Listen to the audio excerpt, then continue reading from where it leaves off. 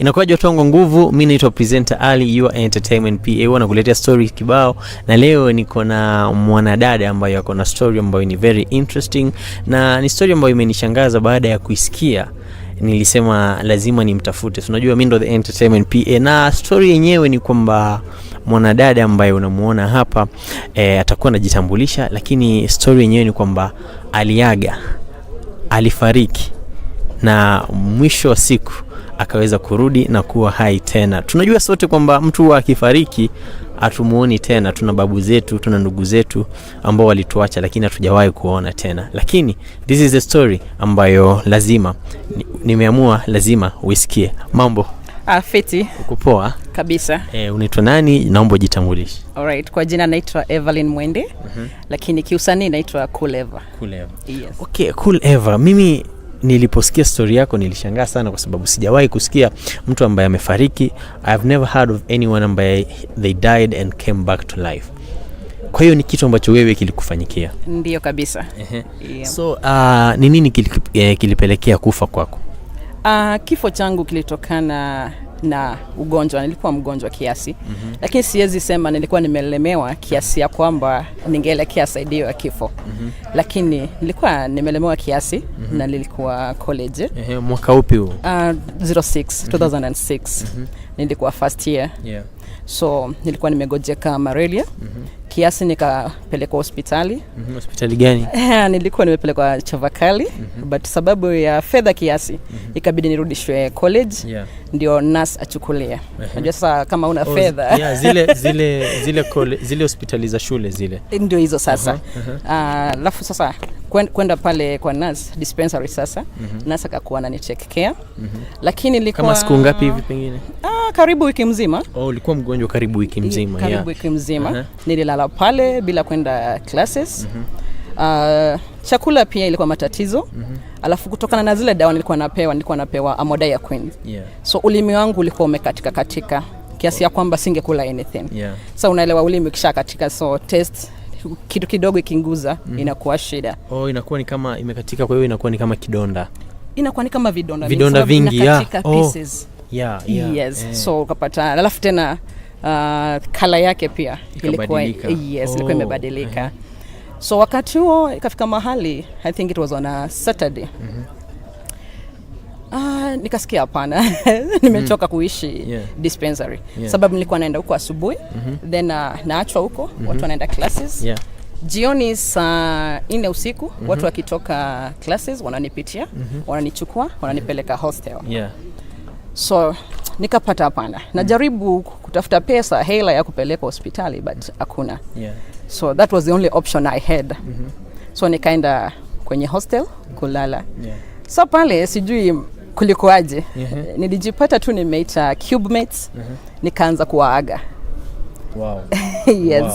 Kwa hiyo ni kama ulihisi kwamba kuna kitu kinaenda kutendeka. Did you have any instinct ama uliwaita tu? Hamna. Hata siku feel anything different. But nilijipata tu nimewaita. I think umesikia watu mtu akisema by the way kabla nani akufe alituambia hivi na hivi. But mtu akwangi anajua, as in like you just find yourself doing things. Unajihisi tu au unajipata tu. Unajipata, yes. So nilijipata nimeita my cube mates, nikaanza kuwahaga, nikawaambia in case of anything or anything happens, these are the people to call.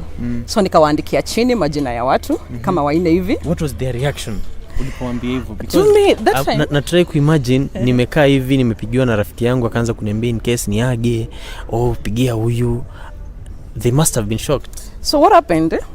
They were shocked because now they were sitting on the beds. We had like 4 beds in the cube. So they were all listening like, wait, what is Evelyn saying? Kwa sababu pia haikuwa serious vile. Haikuwa serious vile. Wow. So how can she be telling us what to call? So to them it seemed weird. So nikawaambia these are the people to call, the first person to call, the second person to call, and then now my mom, because I'm the only daughter to my mom. Okay. So now I had to give them instructions on how to pass the information to my mom. So nikamwambia at least mweke ile position ya kuwa as in amechange sana. Okay, tukirudi kidogo nyuma kidogo. Kwa hivyo ulikuwa umeugua, lakini wazazi haukuwa umewajuza kwamba you were sick. Mamangu alijua nina malaria, lakini wakati huo pia tulikuwa na changamoto za kifamilia. Hakuwa na uwezo wa kunisaidia ama kunitumia hela ya kwenda hospitali. I see. So ile kitu angenifanyia tu ni kuniombea. Pia nami singependa kuwa katika ile hali ya kunihurumia ama kutatizika, sababu ana watoto wengine pia alikuwa anashughulikia. So ilikuwa ni mimi najitegemea. So hivyo ndo maisha ilikuwa. Okay, so ukawaita ukawaambia in case of anything naomba mpigie huyu wa kwanza, wa pili, wa tatu. Yes. Alafu sasa nikamwambia ule mtu anapea information in less like related manner ni mamangu. Kitu ya kwamba kitu ya kwanza wamwambie asikuwe na hofu, asiwe na shaka na wasinililie. Lakini wakati wote hakuna mtu ananiuliza anything. Watu wamekaa wananitazama. So nikamaliza, then nikaanza kuwapea vitu. Kama wewe ulikuwa unapenda maybe dress yangu, nakwambia by the way unapenda hii dress so in case of anything kesho chukua hiyo dress. Wewe unapenda shopping yangu. Unaangalia unajua anapenda kula. Exactly, wewe chukua shopping. So I like gave out all the orders. And then it happened I had a very good second year who had like given me her bed. So unajua hostels nakwanga chini na juu so alikuwa amenipea bed ya chini ya deka because I was too weak to climb to the deka. But that day I insisted on sleeping on my deka. Yes, nikamwambia I'm not sleeping on her bed. I want to occupy my space. Then they were like, no. You are too weak to climb the bed. No. I just want to sleep on my bed, and then have a nice day, so like night. I insisted, by the way. But they were still in that kind of shock and confusion. So by the time they were coming back to their senses, nilikuwa nishalala. Yes. Wow. So nataka kujua what moment ili reach that now you were pronounced dead. Now what happened? One thing before I give the whole story, I want to say I was lucky because the whole scenario happened during the night, and I was lucky. And let me say I was lucky because sometimes I sit down and ask myself, if it was during the daytime, what would have happened to me? Maybe I would have been taken to the morgue and then I would not have like woken up to tell the story. Now that wewe ni wewe ndo mtu wa pekee ambaye najua kwamba aliaga na hakurudi. Na akarudi samahani. How is it like to die? Yani what happens during death? Na ningependa kujua hiyo. Okay. Death is a process. You don't just sleep and wake up in hell or in heaven. It's a process. So it comes to you like a dream. All right? So you dream about something or something. Any dream can come to you. So like for my case, I dreamed with a group of people used to sing together. We were singing in a group called Odugla Choral Sounds. So I don't know whether to mention his name or not. Okay, you can mention. Because I don't know how he'll take it when he hears the story. I know it's a story I don't share. So there was this guy called Maina, and then Karanja came. Karanja was like, Evelyn, let's go and check on Maina. Maina is not good. Is now a dream now. In the dream now. Okay, nataka muelewe hii story. Sitaki mpotee mahali. Alikuja akaita ndugu zake, akawaambia rafiki zake ambao walikuwa nasoma nao, akawaambia in case kitu chochote kifanyike, ongea na huyu na huyu. Akawaambia mimi nataka leo nilale pale juu. Lakini sasa baada ya kulala pale juu, the next thing ukajiona in an episode. Sasa nikaanza ndoto. So I don't know kama wengine walikuwa wameshalala ama wako hajalala. You don't know. Hapo ndo sikujua. Ama sikujua hata ilikuwa saa gani. Sasa nikaambia Karanja, basi tuende tukaombee nani? Maina. Tukatoka tukaenda zetu. Kufika kwa chumba cha Maina. Kamuombe. Yes. In fact it was about prayer. We were going purposely to pray for him. So when we got there, the house was very small. It was like the size of like 2x6 bed, and it was very dark. That is the house now. The house we went to. So we were like astonished, like Maina was doing well in life. How come he's living in such a dark place, very small? As in like, because when I entered with my side from the side. Yes. And then Maina was standing on the other side, and Karanja could not even fit. Because you cannot stand when you're inside the house. So you have to just get out. So mkaingia kwa kando. So tuko hapo kando. So tumesoma. So I'm like, wait, Maina, what really happened in life? You are like a computer literate person. You are doing well. What happened? Then he was like, ni hali ya maisha. So Karanja akasema mmeenda kumuona Maina alikuwa mgonjwa. Hakuwa mgonjwa. Maina hakuwa mgonjwa. Mbona mlikuwa mmeenda kumuona? Mimi Karanja alikuja akaniambia twende tukatembelee Maina. Yes, na tumuombe. Sasa mimi sikuelewa. Unajua sasa hii ni safari yenye sijui. Okay. Sasa tukiwa pale tukasema tuombe. Sasa tukafunga macho. Karanja akaanza. But sikusikia maombi ya Karanja. All of a sudden nilijipata kwa nyasi. Kwenye nyasi sasa. Nyasi ndefu. So and I was praying alone. So nikiomba nikisema God we magnify your name, anything I said like to exalt God's name, like 7 angels could stand from the sides and like wanashangilia. So I got company in the prayer. From dark room. From the hostel now to the dark room. Yes. Now kwa nyasi. Now. So now when I saw that I held the company when praying, the prayer became like so much good anyway. Yeah, because I'm enjoying it. I have partners who are like shangili like keeping me company the whole thing. So now kwa hivyo au kujiuliza umetokaje kwa room ukiendelea tu nothing. I could not even question anything. I didn't question anything. But now when I found the scenario that whereby I'm praying God you magnify your name and they could stand like at once. Yeah, you know. How were the angels looking like? Oh my. What will I say? Anyway. To my surprise, they did not have wings. Were they in white? Okay, from far they were not in white. Were they white people? Unajua kwenye videos tunaonaga wengi ni wazungu. Fortunately, angels are not white. They are formless, but from far they look like, you see, like when you see clear water, sometimes it looks like some of whitish, grayish, something colorless. They are colorless. And then they look like human beings, but they are not human beings because I could not touch any of them. So now we continued praying until they said, no, this one, atumwachi. Okay. Tunaenda na yeye. I don't know. Now they like put their hands like this. Wakakuwa confused. No. In fact, it was weird anyway. I never tensed. I never did anything during that time. So now they put their hands together like this. They lay me on their hands with my face facing upwards. So ukawa umeangalia juu. Nimeangalia juu. And then there was one now on my head. But we were still like happy, singing, like praying. It was just a happy moment. We were not quiet. And then the process going up like started. So we went, but the place was so quiet. Kwa hiyo ni yote hujafikiria chochote? Sijafikiria chochote. You just enjoying the moment? I'm just enjoying the moment. So we climbed, tukapita blue spaces nini, but venye watu usema like right now sasa ndio nafikirianga mbona sikuona miti, sikuona nini, you know, those kind of stories we hear. Uliona mawingu lakini? Tulipita huko kote. Hiyo tulipita, but now from the blue sky huko juu, we never, like it was formless. It was formless but very peaceful because we were still in that mood of praying and the rest. So it reached a point. Ulikuwa umevaa zile nguo ulilala nazo? Yes. Au ulikuwa umevaa nguo nyeupe? Okay, to me, I didn't see myself. I didn't see myself, but that thing was happening anyway. But it reached a point. I looked back, and I like felt like, wait, I think I'm dead. No, not even dead.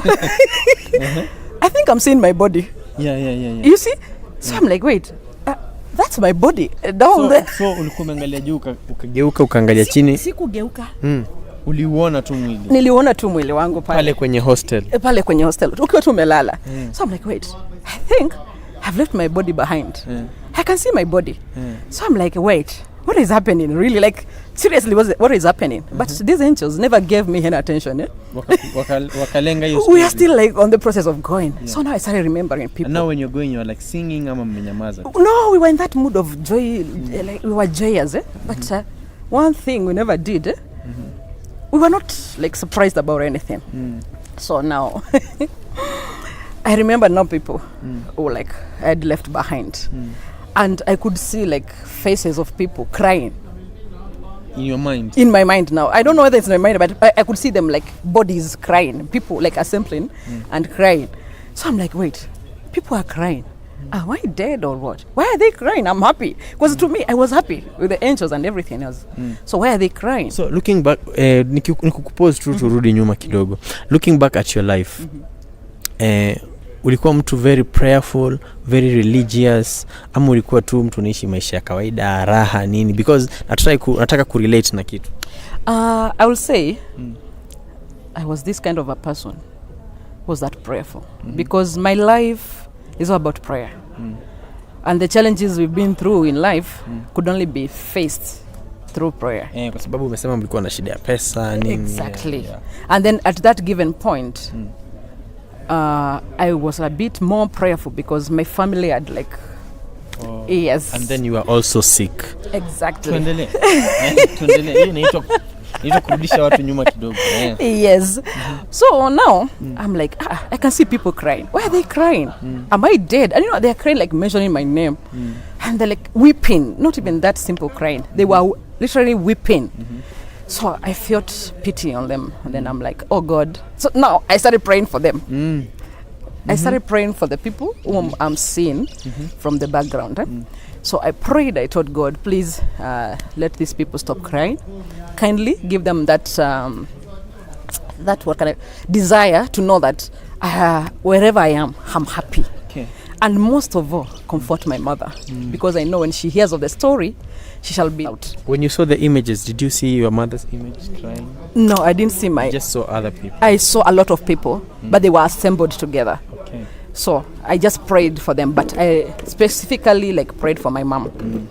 So now, during that moment now, these guys are still happy anyway. Wow, okay. So, but the environment again changed. Now I stopped seeing these people on earth. It came to a place whereby it all looked like, you see these shiny, what can I call them, flowers, Yeah. The tiny ones, when you pluck like a piece of it and you release it. Yeah, the ones which go zinaenda zikifloat hewani. Yes. Okay. Unaona kama hata hizi watu valisha, but ako ka tiny thing. Now there were a lot of those things just moving around, like you see them when you shake Mercury. And now at this moment you are alone. No. I'm still with my angels. Yes. Okay. And I've not sat down. I'm still in the same position. They're still holding me. You're still going up. We are still going up. Hatujafika. Okay. Wow. But the environment now has changed. Sioni watu kule chini. What I'm seeing now ni those things. Sikujua they are souls, by the way. Was me expected nikienda mbinguni nitaona mtu na mwili yake. So now hizo vitu ambazo uliona they are souls of the people who died. Yes. How did you get to know that they are souls? I think one of them read my mind.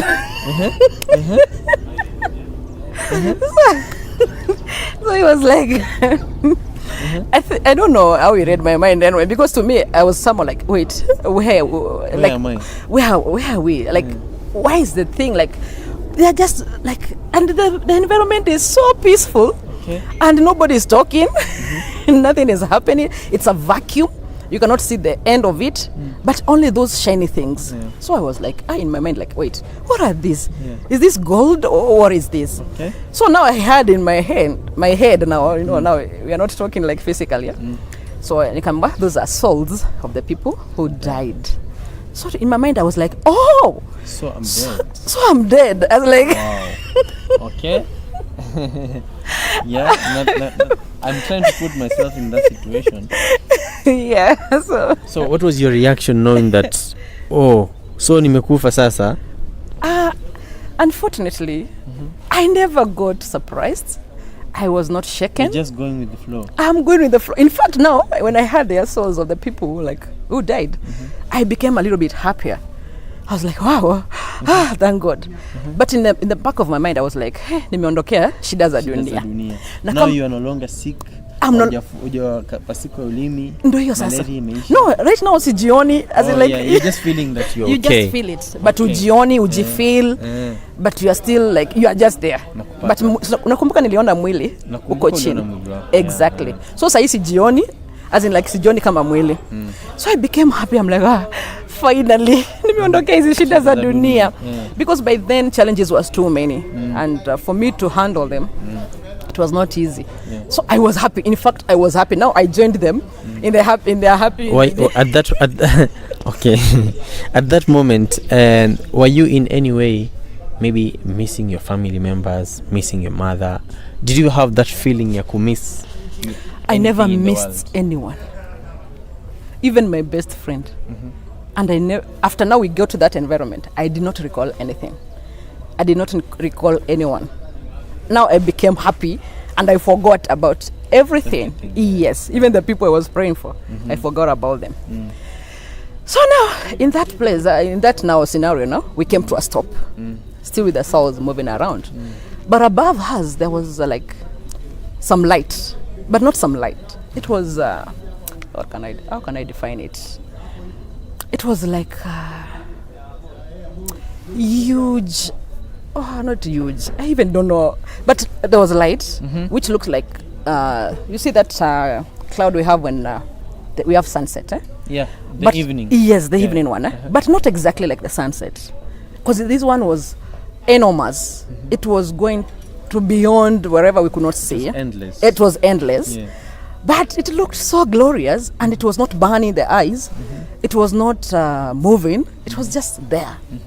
So, me now, I'm admiring all the scenery. You're just enjoying the moment. I'm enjoying the moment. So that's when now what I was not expecting happened. Okay. So now this voice, very meticulous, very how can I say? Yeah, I think it was a voice I've never had in my life. It was not too loud. It was not harsh. It was not soft. It was a voice it was like, I don't say angelic because angelic is an understatement. Because you already ulisikia angels walking. Yeah, I know them now. But it wasn't. It was not angelic. It was not. Anyway, it was amazing. It was amazing, and then it was not that fearful. It was that light, which like, oh, okay. So the voice spoke, and then it was like, why have you brought her here? As in like, ngoja. Hii voice nataka kujua. Hii voice iliongea na lugha gani? Okay, I'll not say it was a specific lugha, but nilielewa. It was something that you understood. Yes, okay. I understood it. Because nikisema ni Kizungu I will be lying. Nikisema ni Kiswahili I will be lying. Nikisema ni Kikamba utakuwa unadanganya. The more lies I'll be telling. So yeah, so akauliza mbona mmemleta huku? So one of the angels akasema tumeenda huko chini tukapata akifanya kazi poa. Wow. So tukasema atumuhachi. You know me, anyway, I was happy. I was happy. So the voice said, no. Mnaona tu venye yuko. Hivyo tu venye yuko. They nodded. Akasema, murudisheni hivyo. So the angel who was standing by my head stretched his hand. Okay? Na wengine they followed, but I did not see their hands. I could just feel this one, which was by my head. So a green piece of like cloth, a kitambara sort of, was placed on his hand. So he was told to place it on my forehead. So he placed it on my forehead, and now we started the journey back. Okay. So safari ilianza kwa hostel mkaenda juu. So sasa umewekewa ile green piece of cloth. Yes. Sasa mnarudi. Yes. Take us through the journey. The journey ya kurudi.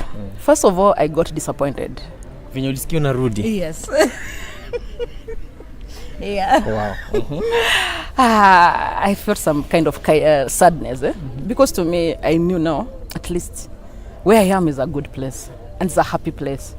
So why again am I going? Kumbuka unarudi kwa zile mashida. Wacha tu. So I think now I was caught. Yeah, being sad now. Okay. Yeah, because now I never expected, like, out of all the people, you could say I go back. Because I realized that was the voice of God. To me, I thought I would find God seated on a seat like this one. You never saw God? God is not human. You cannot see him.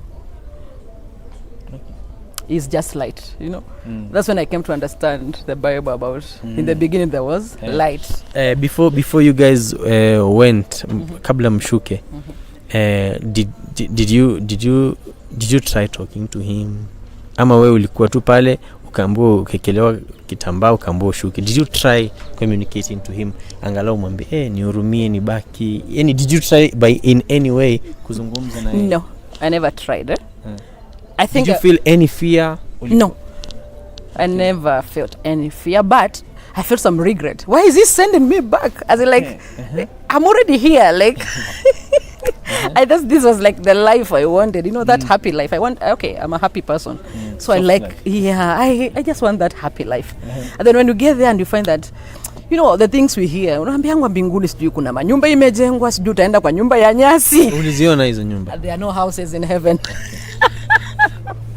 Fortunately, at least, you know, sometimes when things were there angels singing? Nasikiaga mkienda huko mnaimba, mtaimba vitu kama hivyo vilikuwa? Okay, I'll not say I never saw other angels.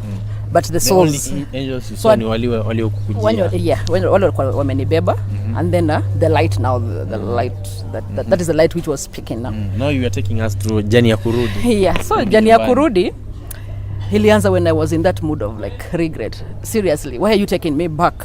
But it never occurred to me that I could bargain to stay there. Yeah, ungemwambia niache tu nibaki. So no, in that process I never saw a lot of things going down, because now coming down it was very quick. Oh, it was very quick. And then but I felt them. I felt when I landed back to your body, to my body. Yeah, there's a way, as in like, what can I say? They have to fix the soul now back to the body. And then after that now, they laid me on my stomach and then covered me. And they left. Wow. Yes. So now at what moment did you wake up and be like, nilikuwa nimefariki na sasa nimerudi? At what moment? Okay, it never occurred to me that nilikuwa nimefariki, number one. To me, the whole thing felt like a dream. Minute. And a minute. By the way, it was like a minute. So now when they returned me back to my bed, so wamenifunika, they left. That's when I woke up. Now waking up, are you still at the hostel? Ama ulipeleka hospitali? Ama what happened? Now I woke up on my bed. The same bed ulilala? The same bed nilala. Wamenifunika the way walinifunika when I was like seeing them. But something was strange.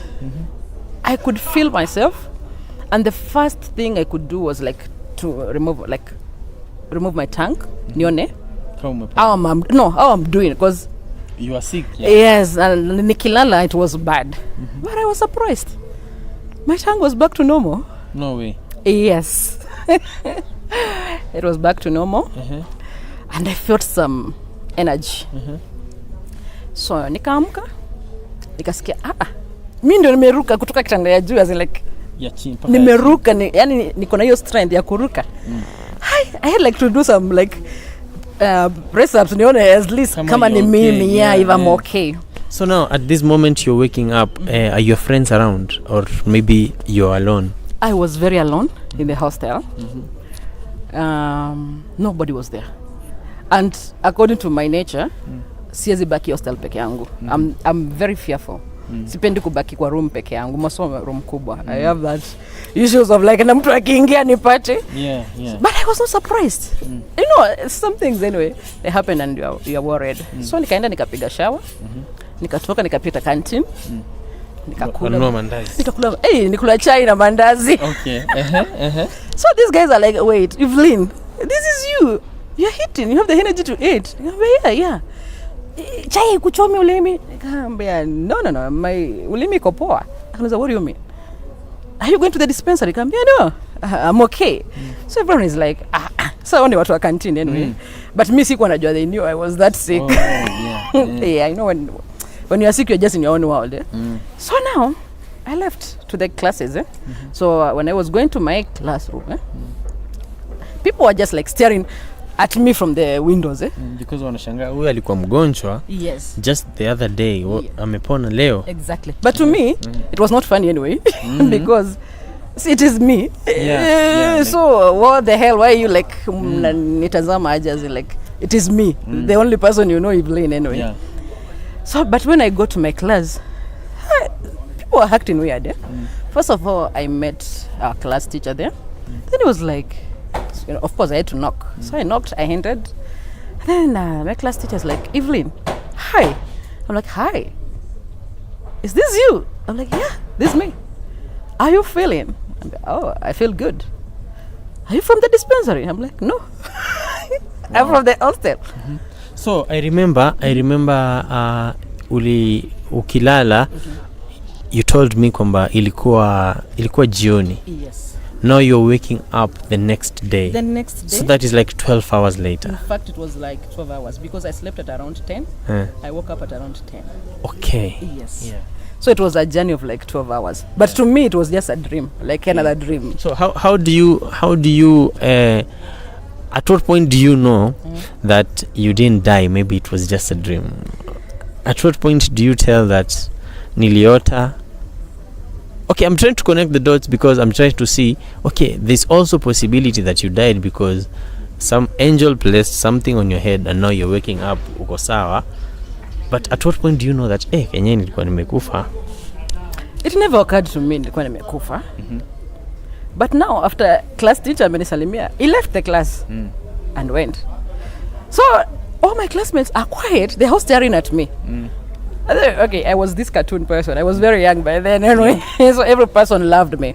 So I'm like, this is not how I get to class and they react. Because most of them will be like, cheupe, mambo, that kind of things. They could like welcome me and then schooling in Western. So that I was that kind of a girl who was that joyful. But now they are all quiet. They're staring at me. I go to sit down. My desk mate is like, wakes up and then is like, no. Nikuchune kidogo. I'm like, try it. Then he's like, wait, so it is you? I'm like, what is not happening? So by the end of the day, alinichuna. They had to make sure it was of which he had to run away because what could have followed in Vita. Oh yeah. Najua vituko za campus. So now he left. By the end of the day, now he came back. So I'm like, why are you acting funny? He told me, Evelyn, are you sure ni wewe? I'm like, yeah. We were prepared to kuja hostel kukuona. Then I'm like,